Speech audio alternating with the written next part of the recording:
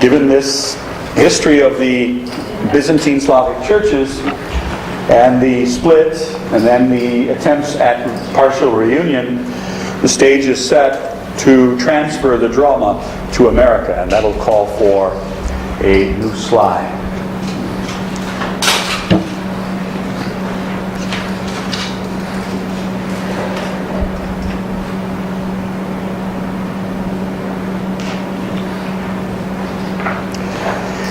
The earliest Byzantine Slavic Christians to arrive in North America were the Russians who came to Alaska. So you have these series of developing dates here. The faithful arrived to Alaska in 1784. Clergy were present 10 years later in 1794. By 1840 there was a permanent bishop.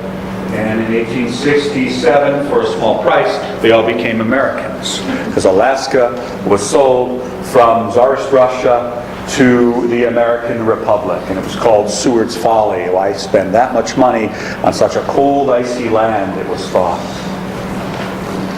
Okay. In 1872, Russian exploration and influence had gone far enough south that the bishop moved to San Francisco in California.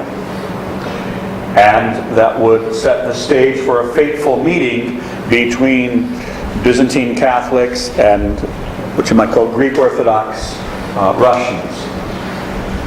In this area of San Francisco, since the Russians had absorbed the Ukrainian Orthodox Church in 1686, there was a Ukrainian priest and settler, Alipy Poncharenko, and they've since set up a memorial to him in a historical site there in San Francisco area. However, 1867 was just a little later than the Greeks who set up a multi-ethnic parish in U.S. territory, within U.S. governmental territory, New Orleans, in 1864. This would later create some basis for rivalry among Orthodox jurisdictions. The Byzantine Catholics came in groups much later. There appears to be one who came very early. The record indicates that in Jamestown, the first settlement in America, there was a man from the Republic of Poland named Bohun, very Ukrainian name. And he appears to perhaps been the first Ukrainian Catholic or possibly Orthodox on American territory. It wasn't until 1884 that enough groups of Catholics of the Greek ritual came to establish a parish. And so these were Ukrainians from Galicia. Technically they were from the far western part of Galicia called Lemkovina or Lemkiushchina or Lemkoland. And they got together and employed a storekeeper of different extractions. Some say he was Lithuanian, others say he was Lithuanian Jewish, to write back home to the home country because they couldn't write. There were about 6 of them. And they sent back a letter, and they wrote to Cardinal Sembratovich, the Metropolitan of Lviv in the Austro-Hungarian Empire in Galicia.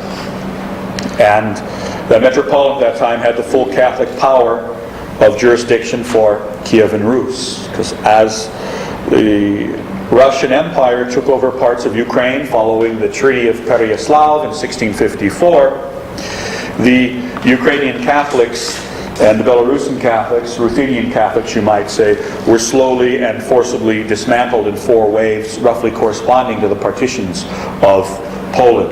So at a certain point, the Holy Father decreed that the power of the major archbishopric of Kiev would be transferred to a city called Lviv, founded by King Danilo of Halych, the one who was crowned by the Pope, King of Rus, and named after his son Leo, called in Latin Leopolis.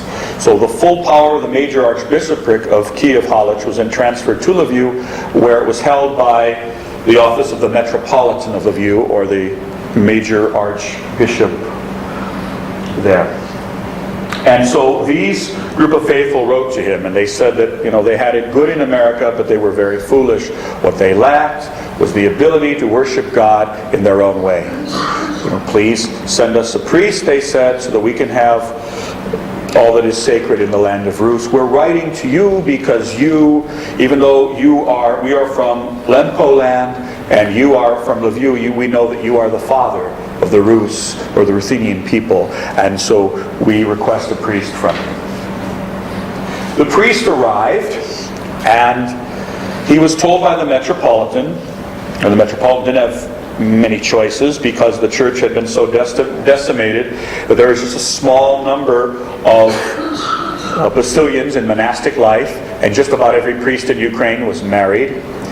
And so they found a married priest that he considered to be worthy of the call, Father Volyatsky, and he says, go to the local Latin hierarch, he will help you.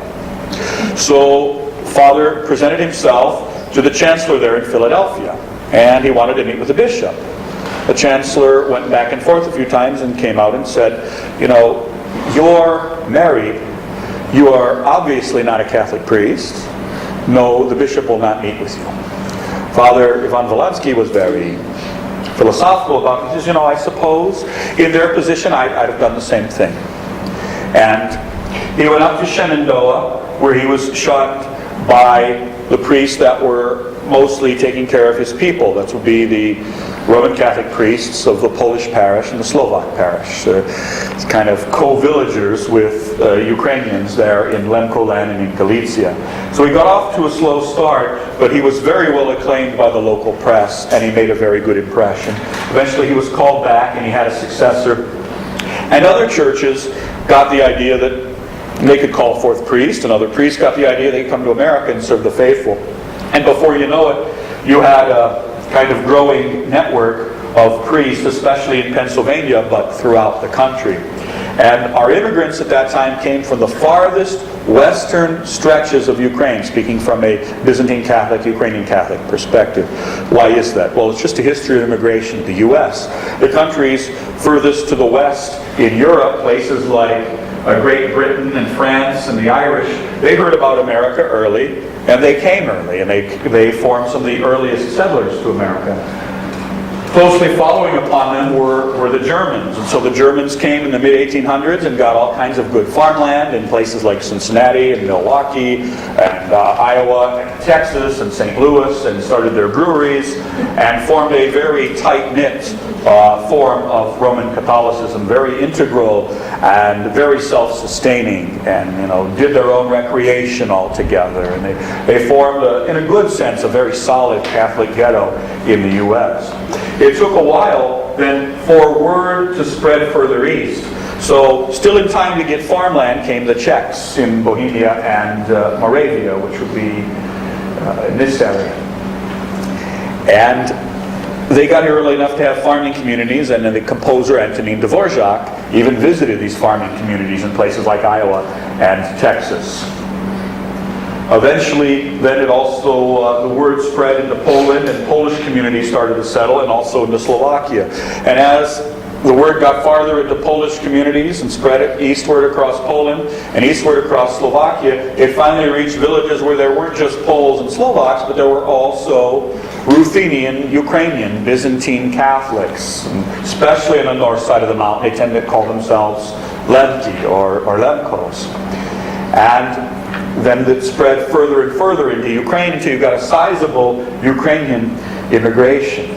Now, there was a very famous incident then in the attempt of these two churches to relate. There was a canon or a priest of great honor that came from Prešov or Priashiu, at that time was the northeast part of the Hungarian half of the Austro-Hungarian Empire, and that was Father Alexis Toth. And he presented himself at a certain parish to the local hierarch, Archbishop Ireland of St. Paul. And it appears from the record that he spoke Latin better than the Archbishop did. But the Archbishop asked him a question, and the answer to which very much upset the Archbishop. He says, are you married? I am a widower. He says, I keep telling Rome not to send me priests like this, and they still do it. Our people can be taken care of, by the Slovaks and the Poles. And it is said that the conversation went downhill from there. So Father Alexis Toth conferred with his faithful in St. Paul, Minneapolis area, and he had some positive impression of Orthodoxy and Russian Orthodoxy from his work in Europe. Apparently, during some of the wars in the 1800s, the Russian army made a very positive impression, the Tsarist armies, upon the Ruthenian population near the Hungarian-Austrian border. And he decided that there was a bishop of his own Greek ritual in San Francisco, and he would go visit him. So he went to visit this bishop in San Francisco, and somebody saw the way he crossed himself in the cathedral, that he added an extra touch to the tummy, and that was wrong. And they said, you go to the Roman Catholic Church. So he went to the Roman Catholic Church in San Francisco, and they sent him back to the Russian Orthodox Church. So he wrote back to his cantor and said, Yaka nasha religia? What's our religion? Eventually, the Russian Orthodox Church, having started to view him suspiciously, started to warm up to him a little bit and receive him cautiously. And so he became a kind of ambassador for bringing other churches into the jurisdiction of the Russian Orthodox Bishop of San Francisco. Some sources state he brought in 17 different parishes. And of course, others followed. And he was so successful that after his argument in 1891 and his change of jurisdiction for his parish in 1891, after the argument in 1890, by 1905, the Russian Orthodox Bishop of San Francisco moved to New York to be closer to his faithful, because so many Ruthenians or Rusins, who were often told, that means Russian, when they came here, adhered to the jurisdiction of the Russian Orthodox. And later on, then, this church was granted autocephaly in about 1970 and came to be called the Orthodox Church in America, very large and quite successful in many ways jurisdiction. In the meantime, this whole effort is being watched at a distance, given the technology of the period, by the Holy See or the Vatican. Among the Roman Catholic bishops at that time, there was a strong need to fit in an assimilationist tendency. It eventually resulted in a condemnation from Rome in 1899 by the document Encyclical Testa Benevolentiae to the bishops of the Latin Church in the U.S. to condemn formally a heresy called Americanism, an attempt to fit in too well into American life, a tendency to exalt democracy as a form of government taken from civil affairs into the church, and an elevation above virtues that are less religious and spiritual and more active above the prayerful spiritual virtues. And these are considered the marks of Americanism. And one of the leaders of the Americanist movement was Archbishop Ireland of St. Paul. So these bishops wanted to fit in very much, and one of the most exotic creatures that presented problems for their fitting in were these Byzantine Catholics from Ruthenia and Ukraine, if you will. They wanted that these new Greek Catholics would fit in, especially after one generation, become Americanized, like a good Catholic should, they thought, and that they would blend in with the Latin Church. But the faithful of these churches had other ideas. So you get a kind of creeping retreat of policy by the Vatican towards these new arrivals. At first, they shouldn't have their parishes. Well, then they could have their parishes, but they should register them with the local Roman hierarch. We can have a visitator, but the local Latin bishop would grant faculties to this visitator, and only then would he have power in the diocese, to eventually an exarchate and then a full bishop.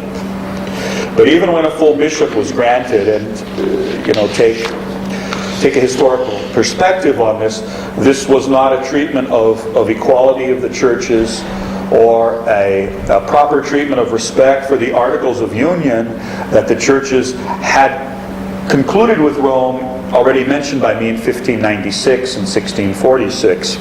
It instead tended to subjugate the Greek Catholics as secondary citizens and second-class citizens to the Latin Catholics. And so this produced a lot of turmoil among the population. And in 1907, the Greek Catholics in America then were given their first bishop, who did not live very long, and when time came to appoint successors in 1916 after his death, it was then decided, given the differences from the Rusins on the north side of the Carpathian Mountains, called Galicians, who were starting to call themselves no longer Rusini or Ruthenians, but were starting to call themselves Ukrainians, and the ones on the south side who were still calling themselves Rusini and had a different local variation in chant and a lot of Hungarian influence as opposed to the north, where they had more Polish influence. It was eventually decided to separate these two groups and to leave the Galicians or Ukrainians with the original bishop in Philadelphia, and to set up a new bishop in Pittsburgh or Munhall, PA, for the other group on the south side of the Carpathians from Hungary, who came to hold the title Ruthenians, and then later came to prefer the title Byzantines. So we now have a situation where Catholics that still adhere to union with Rome, Greek Catholics, are divided into two jurisdictions, and in the meantime, a large percentage of them have gone over to the Russian Orthodox Church and are no longer in union with Rome. And the Russian Orthodox Church is suddenly, a substantial church on the American scene. Later on, when the issue of celibacy came up even stronger, Rome issued a decree, and this is that the Eastern churches in America were granted all their full rights of living, with one exception, that married men would not be ordained on North American territory, nor would married men be allowed to permanently serve on North American territory. So because of this decision, especially among the Ruthenians from the Hungarian part of the empire, there was a huge backlash, and they requested protection as a group under the Patriarch of Constantinople, and they formed a sort of Carpatho-Russian, as they called themselves, Greek Catholic diocese of the Orthodox Church, centered in Johnstown, PA. And so this cum datafor created bigger schisms among the Ukrainians and Ruthenian Byzantines, especially among the Ruthenians. And you now had these immigrants divided into kind of roughly 4 jurisdictions. The sort of Johnstown, Carpatho-Russian jurisdiction, the Russian Orthodox Church, often called the Russian Orthodox Greek Catholic Church in some of its buildings, and the Ukrainians from Galicia, and the Ruthenian Byzantines, last two being, Catholic jurisdictions. Other immigrants came to the shore. The Melkites were starting a parish as early as around 1890 in Chicago. The Maronites settled in great amounts in places called North Carolina and South Carolina, where in some cases they formed, it seems, about 30% of the Catholic population, but they lacked the means as well as the external support to live a separate church life, and became absorbed into the Latin Church. And so some of these dates are listed here. 1916, the OEC formally divided the Greek Slavic Catholics into Ruthenian and Ukrainian, and the Cum Laude Fuerit by the Holy See, and recognition of other splits by the Orthodox jurisdictions and then Orthodox patriarchs here in the U.S. After the Russian Revolution, there were bishops in exile called the Russian Orthodox Church outside of Russia that developed a presence in the U.S., sometimes associated with the OCA, sometimes not. There were some Ukrainians among them, and the OCA then had a Russian hierarchy, ethnic Russians, ethnic sort of Ukrainians, Ruthenian Ukrainians, and became very mixed. And Moscow eventually granted the OCA Church, autocephaly, some self-governance, and a new name was developed, the Orthodox Church in America. So this is kind of the basic outline of what we're left with here in America in terms of immigration of our Slavic churches. I'll give a brief overview now in the next two slides, or if you could bring on the next one, of the Byzantine Slavic Christians around the world. Now, I would just point out that, there are various divisions in Christianity, and as Catholics, we look at the churches. Yeah, we can just start on the left here and go further. That's fine. I'll move it a little later. We look at Christian communities in terms of churches which have apostolic authority. Christ gave power to the apostles. The apostles chose successors. As we see in the Acts, they chose Matthias to replace Judas. Apostles set up bishops and the holy orders. Bishops helped to establish priests and deacons, and bishops were succeeded by bishops. Well, Catholicism as a church has apostolic succession. Orthodoxy as a church has apostolic succession. And so, we call these apostolic Christian and truly churches in the sense that they have the authority from the apostles. The Catholic Church is huge around the world now, approximately 1.1 billion Christians, most of them of the Latin or Roman Church, the Roman Church ritual. However, there are about 17 million Eastern Christians. Some of them are unique in the sense that they don't have Orthodox counterparts, such as the Maronite Church of Lebanon and the Greco-Albanian Church of southern Italy and Sicily, which has some 60,000 adherents. So altogether, there's close to 4 million Eastern Christians who are Catholic in this unique category. In the Byzantine, provenance, there are about 140 million Christians. Some estimates go higher and prefer 200 to 300 million. Often a figure quoted is 250 million. Some of that might involve Russia, where many people still are unbaptized. I've tried to use the figures of the Ecumenical Affairs Office of the U.S. Conference of Catholic Bishops by priest Father Roberson. Among these Greek, Byzantine, Slavic Christians, there are approximately, I'd say, Greek Orthodox 140 million, about 102 million Slavs. The Eastern Catholic equivalent, there are about 10 million believers, and about 6 million among the Slavic Byzantine Christians, 6 million at least, some might say. So among the Orthodox, we have major jurisdictions in the world of Russian Christians, and largely under the Russian Orthodox jurisdiction, also Ukrainian Christians, Ukrainians being very religious people. Within the Catholic communion, we have the largest Eastern Church being Ukrainian, another large Slavic church being the Ruthenian Church, which still exists in Transcarpathian Ukraine and in Eastern Slovakia.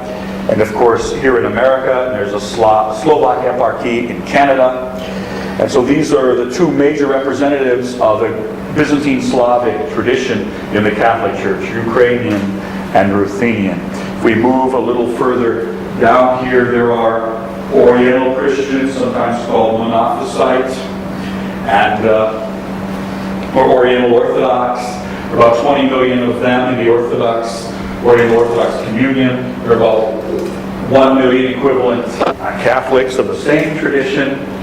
And then there's the Syrian Church of the Far East, which has about 500,000 adherents, not in union with Rome, and some daughter churches of this Syrian Church that have about 3 million members in the Catholic Communion. So this is kind of the worldwide overview of Byzantine Slavic churches in the world in the context of the apostolic churches of the world. We can move on to the last slide, talk a little bit about the U.S. situation.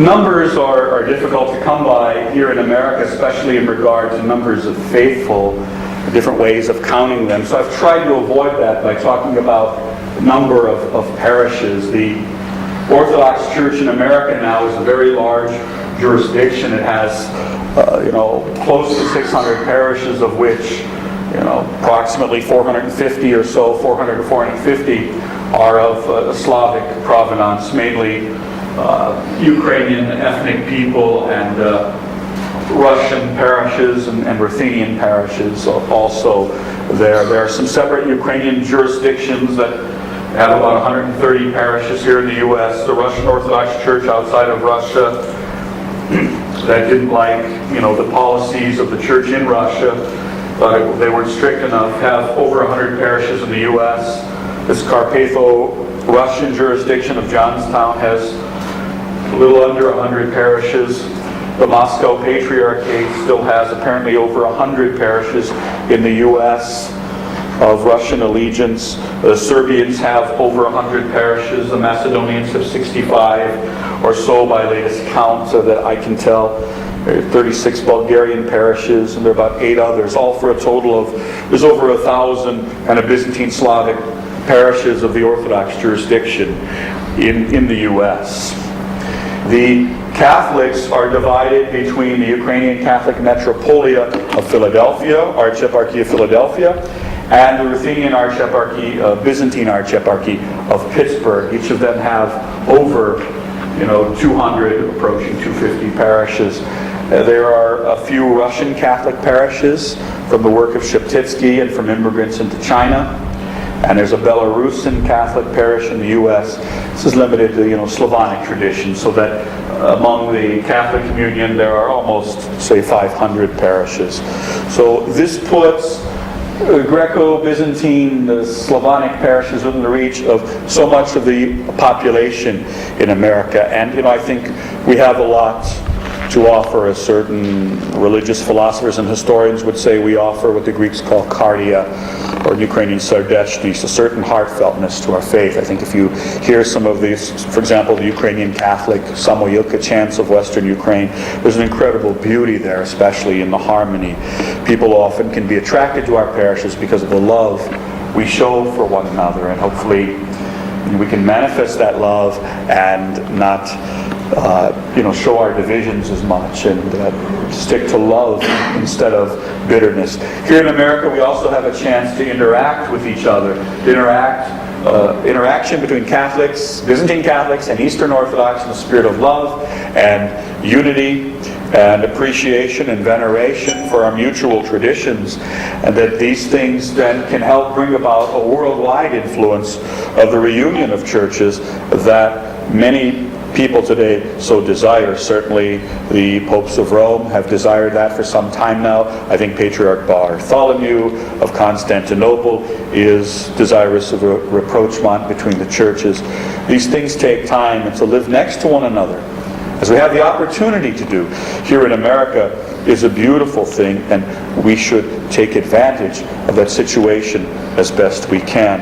And I think Eastern Catholics have especially a difficult duty in that we have to convince many of our brothers and sisters of the Latin Church that we are fully Catholic, as the popes know we are, and that we have to show them how we bring richness to the church, and that hopefully in some way we can overcome divisions and bitterness and be a bridge to our Orthodox brothers and sisters, and to help bring about church unity. And America's in a unique place to provide that if we can keep the Holy Spirit alive in our hearts and have love in our hearts and witness to God, then we can play a role in the great plan of salvation history. So at this point, I want to thank you folks for listening. I apologize for somewhat a kind of Ukrainian and Catholic-centric approach to my talk. It's the church I come from. I've tried to include some of the other perspectives, and so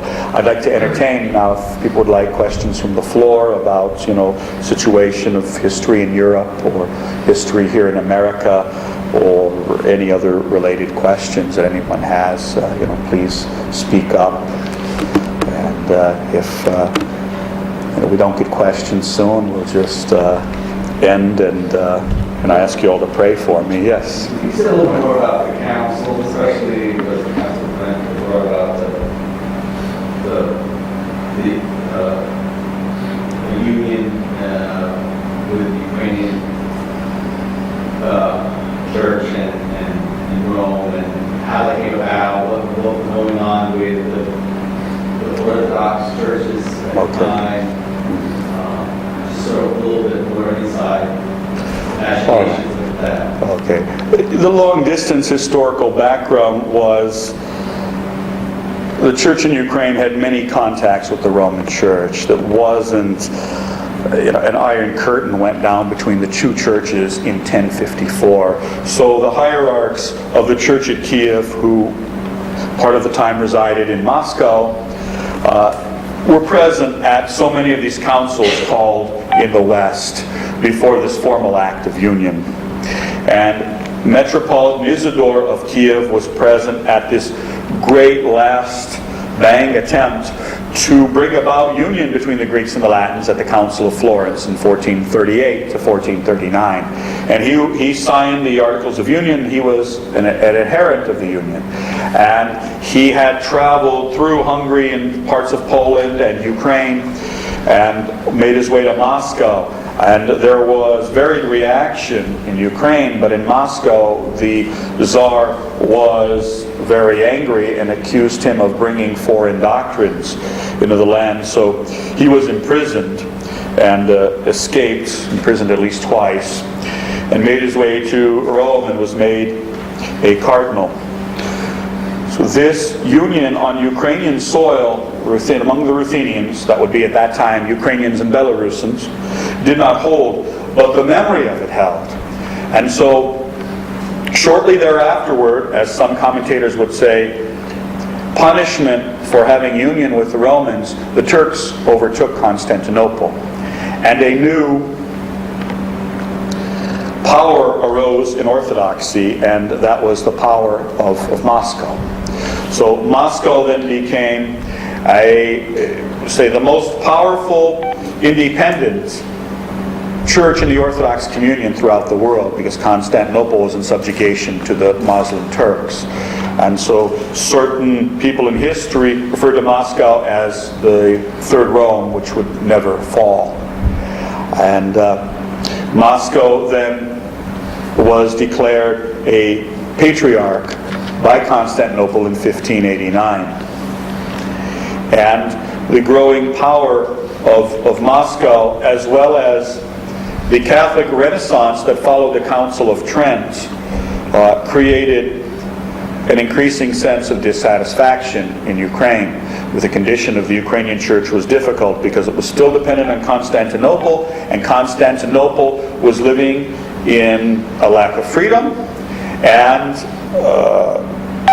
punishing tax rates, and could not provide very well and easy for the care of its subjects beyond the Ottoman Empire.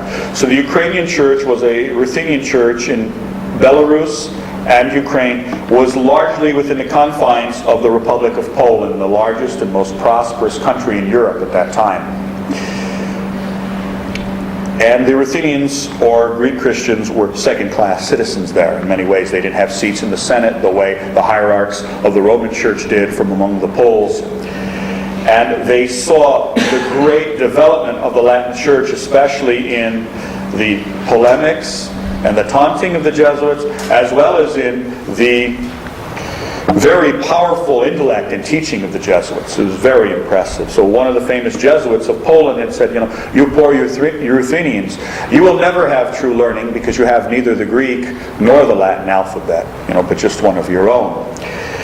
And so there arose among these Ruthenian hierarchs an idea that saving a church could be had, saving their church and bringing up their church to a level of equality could be had by forming union with this very well disciplined, very well organized, and very well educated Latin church.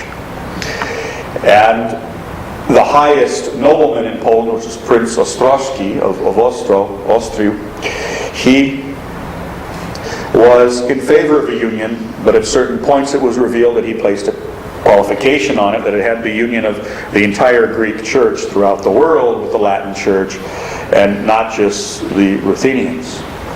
The hierarchy then of this Ruthenian church began to meet and look favorably upon the idea of union as early as 1590. So delegates were sent to Rome, and they had composed, the Synod of Bishops had composed 33 articles of union, which were very much into peacefulness and learning and humility and also some Eastern Greek pride. When the delegates made their way to Rome, certain advisors of the Pope said, of course we can't accept this. No one can put conditions on coming into union with Rome. But more peaceful minds prevailed, and the Holy Father accepted all the articles of union, these 33 articles, and he said, I wish to serve you, not rule over you. So the hierarchs repaired back to that famous historical city called Brest in today's Belarus, rather Ukrainian ethnic city in Belarus, near the Polish border. And they called a Synod of the Bishops. And certain people who were opposed to the idea of union called a competing synod in Brest of those opposed to the union. And one of the backers of that synod was now Prince Ostrowski. So both union synods came to different conclusions. One of them said that the bishops who wanted to be in union with Rome were removed from their sees, and the other one said that we hereby declare that the entire province of the church, which most hierarchs agreed, would forsake Constantinople and have a whole and intact union with Rome, keeping all the customs.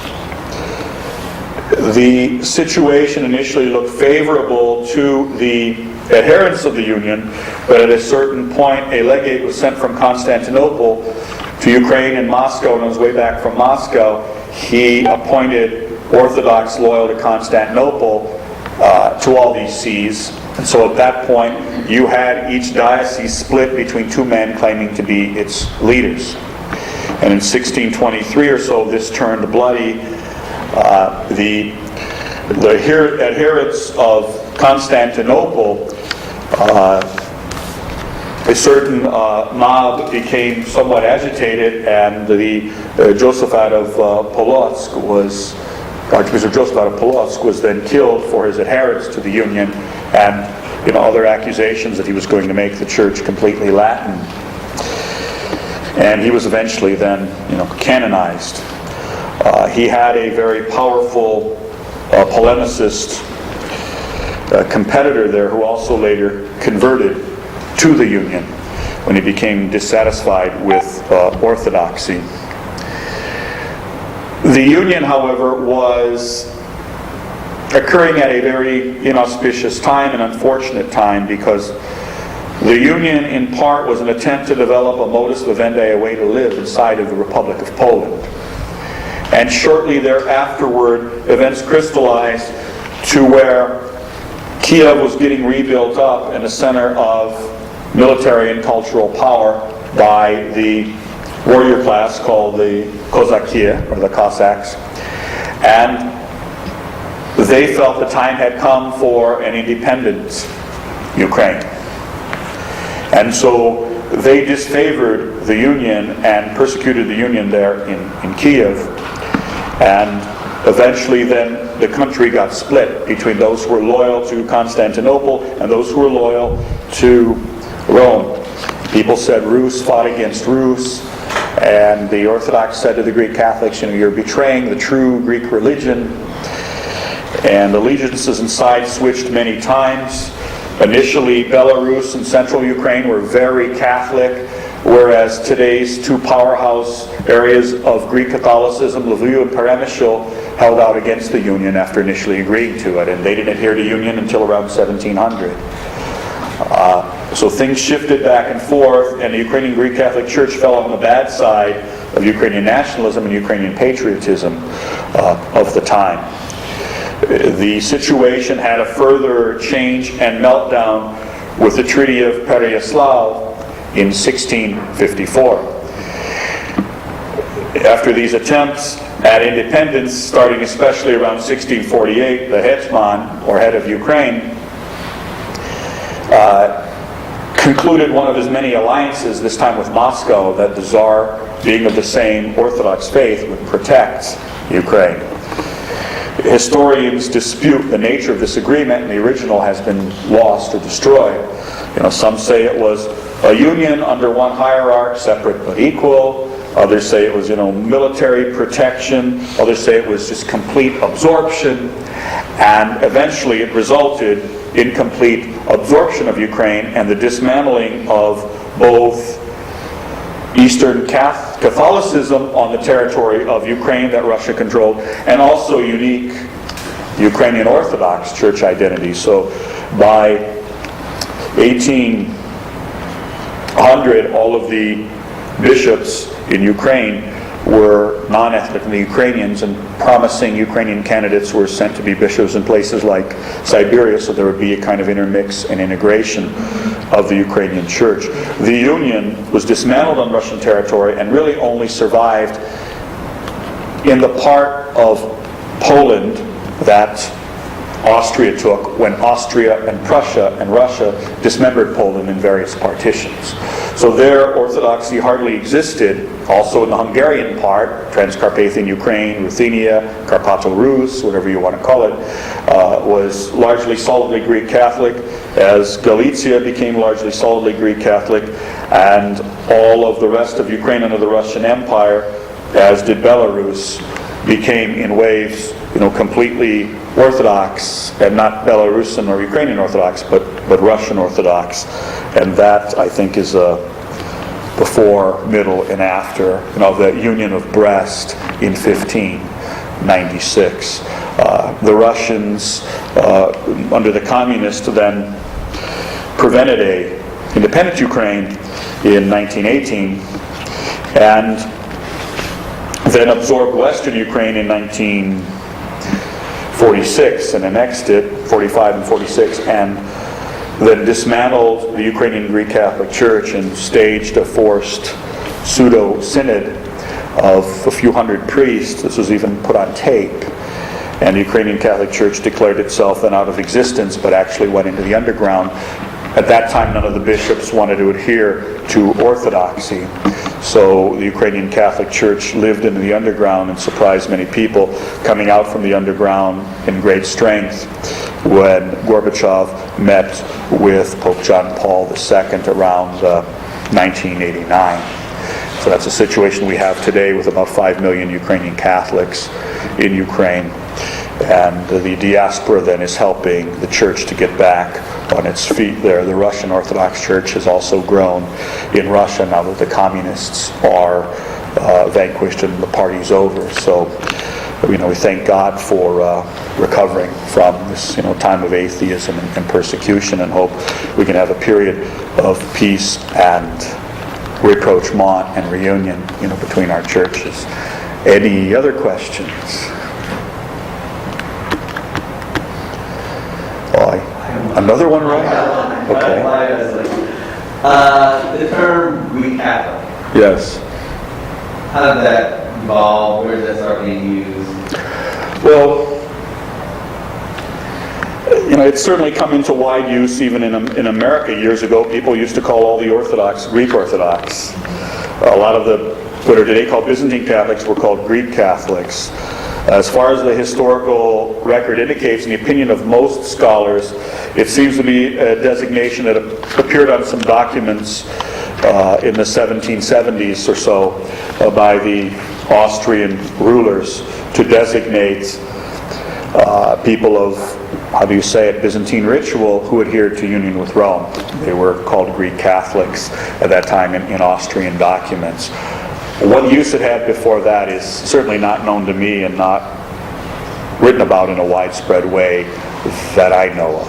I hope that answers your question. Later on it became into more disuse, so as not to confuse it with a national issue of Greece itself. The word Byzantine became more preferred. Also, this Eastern idea of a closer and stronger local and particular enculturation took root, and the bishops from Galicia in exile around 1960 or so declared that they would not be called Greek Catholics from Galicia, but in an economy of words that is more typical of the Orthodox communion, would call themselves Ukrainian Catholics or Ukrainian Greek Catholics, Ukrainian Catholic being preferred. Some people even use the term Greco-Catholics.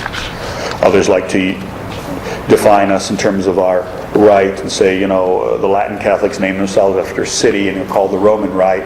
We can say we practice the Kievan Rite to some degree, but the Greek Catholic term held sway from apparently the 1700s through the mid-1900s. Going for a third time. Any other questions? Yes, Father. I have another question and a comment. The Roman Catholic Church, I think, I'm not going to say this in general terms, this is just my experience. It seems that, in North Carolina, there are people who said that if you're a married priest, you're not Catholic. Still, yes. And there are those that say, just yesterday or last week, I was in a conversation that a person asked me, well, are you even under the Pope? And that's not the first person who asked the question. I've had that too. So I want to get it permanently recorded. Yes. There has to be some education program for the Latin Church and the ladies, the bishops and the priests. Hey, we know who you guys are. So I thought one thing we could do is fly over North Carolina with airplanes and drop leaflets. But I want to ask your opinion in terms of,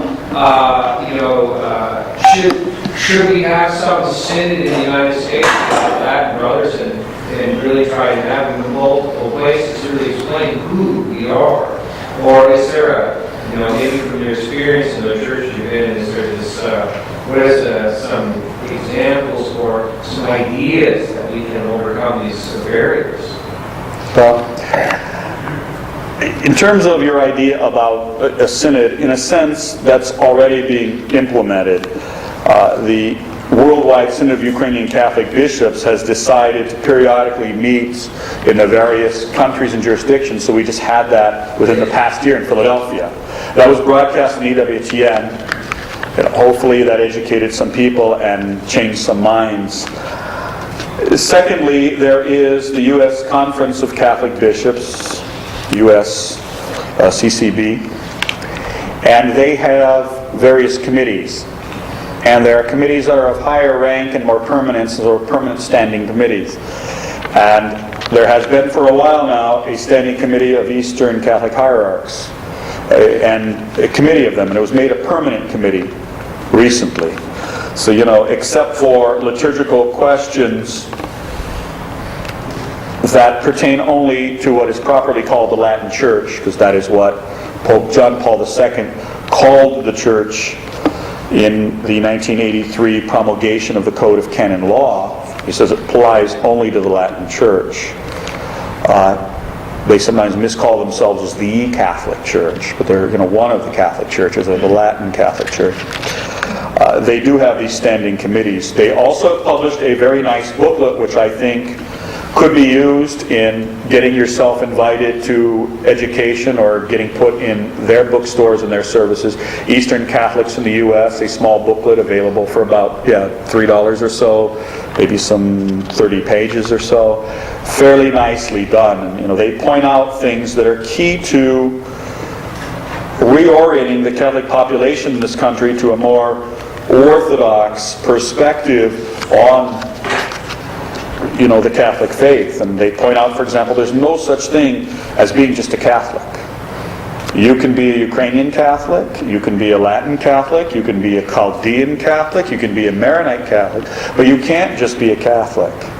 And that's a real good start, because that's one of the philosophical linchpins of a kind of resistance to the idea that there only is a Catholic Church in the U.S. and it happens to be what is properly called the Latin Catholic Church. The other thing I think we might want to concentrate on is there is a fairly well-developed tradition in the Catholic Church in the U.S., especially among the Latins, what they call this octave of Christian unity around the second or third week in January. And I think it's at that time to say, let's celebrate the unity we have and some diversity, and realize that there are 19 or 20 or so other churches in the Catholic communion, and we educate our Latin brothers at that time. Those are two ideas I have. I would also recall the words of the Holy Father. I believe it would have been Pope Paul VI. I think it was after Pope John the 23rd died, at the Second Vatican Council. He called together a gathering of the Eastern hierarchs, and he says, we'll be patient, because it takes time to change mentalities. So one of the transition stages of changing this mentality is people can more accept who we are if we become a little more generic and downplay our particularity. So you get a lot of faithful who get some success and acceptance to say, I'm Byzantine Rite. Well, as a teacher of canon law, the Maronite priest that taught me at Catholic U, you can't be a member of a rite. You can only be a member of a particular church. Churches have a rite, R-I-T-E. And so it's a bit of a meeting people halfway, a bit of a compromise with the truth.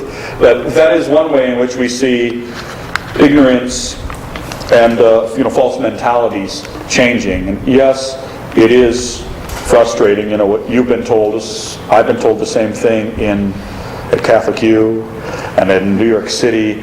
And Catholic U is working to change things. They have a full-time faculty member in theology now from the Ukrainian Catholic Church, and they'd like more. We need to get busy on educating our people and producing scholars, and we need to do a lot more of our own work, and we need to take upon our own shoulders the fact that we are a particular church and have to live that way. We have to provide our own canon lawyers for our marriage tribunal. We have to research our own history of sources of canon law to develop our particular law. We need to publish things. A few things I have back there, for example, a couple nice books from the Basilian Fathers, another nice book from Ukraine, from Canada, from lay people. We don't publish enough. We don't publish as well as the Latin Church does. And quite frankly, we haven't published as well as certain noteworthy Orthodox jurisdictions have done. And we have to get busy on that and start acting like a full church, and not just like a rite, and not just like an appendage, and do our part. Because if we do our part and put the Holy Spirit in our sails and take care of our own work, by that power, a lot of these problems will be corrected. And some of it lies on our own shoulders, and we can't shirk that responsibility. So I hope, by the power and action of God's Holy Spirit, we can do that kind of work. And I'd certainly like to get started on it if I can overcome all the branch manager activities I do as a parish priest, which are the bane of my existence. Sometimes I say I feel more like a branch manager than a pastor of souls. That part's not so fun. So, God help us all, and start with each one of us. With that, I think I'll maybe close at this time. So thank you very much for listening, and God bless you all. And I wish this conference repeat and growing success in the coming years, and the same to this local parish and all the Catholics and Orthodox of this area, that we live in peace and communion, and God bring us to unity and prosperity, and to convert all of America. Slava Isusu Christu. Amen.